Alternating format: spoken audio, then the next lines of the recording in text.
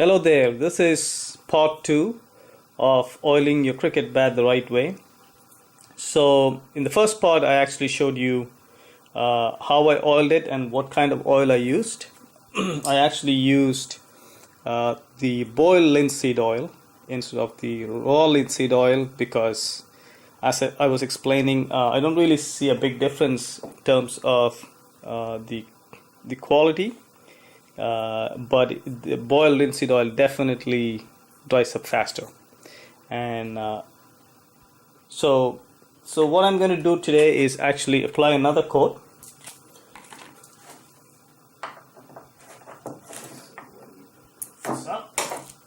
So again, here's the quantity. So I really take a really small quantity. So that's pretty much it. That's all you need for the second coat,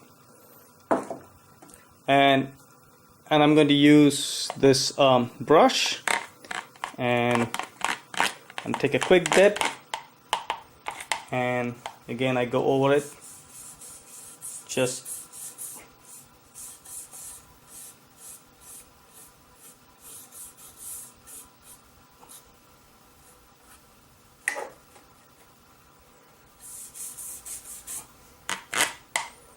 do that again.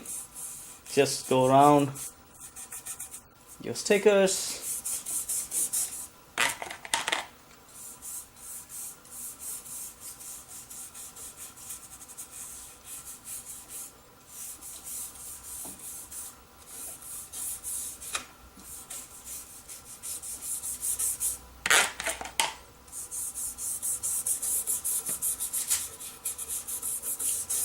The brush really makes it easy to spread it evenly and also get to all the nooks and corners. So if you see,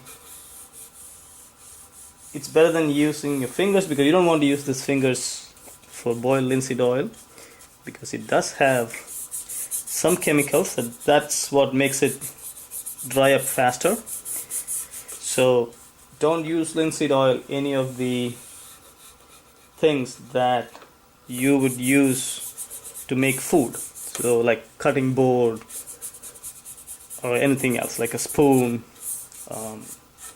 that you may use you may make. So for that purpose you should definitely use raw linseed oil, right? And then I think this is just the second coat, so I'm going to leave it again dry for another 24 hours. I'm going to come back, and if you really see, this time it's not soaking up that quickly, so you can see a little bit of oil out there on the top still, but I'm going to leave it like that, and then if there's some excess when I come back tomorrow I'll just wipe it down. And I think 2 coats should be more than enough. This is actually, if you see the first video before I started oiling it, the color was light. Now it is pretty dark, and you can see all the grains coming out. And this is a customer's bat, and this actually came to me for repair because the one issue was with the handle. And let me show you what was done. So this part of the handle was chipping off, so I fixed it. I put in a new piece in here and grinded it, sanded it, and now it looks like it was part of the original.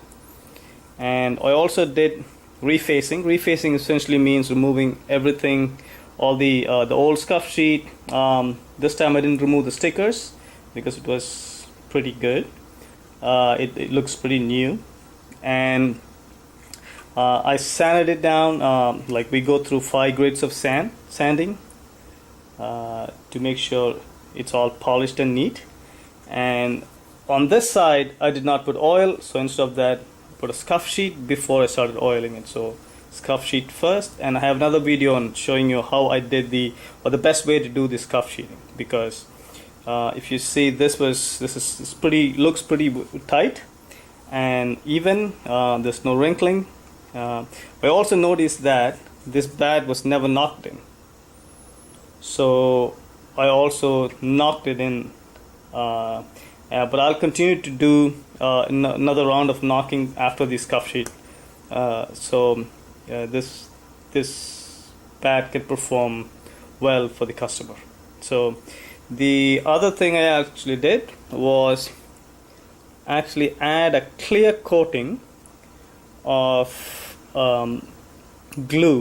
clear glue, because there was a little bit of a gap between the toe guard and the bottom of the bat, and there was a little bit of gap, so there's always a possibility that moisture could creep in, and which will actually eat into this into the wood. So just to prevent that, I actually sealed the entire thing, and so now it's all sealed and no moisture can go in. And also I'm going to actually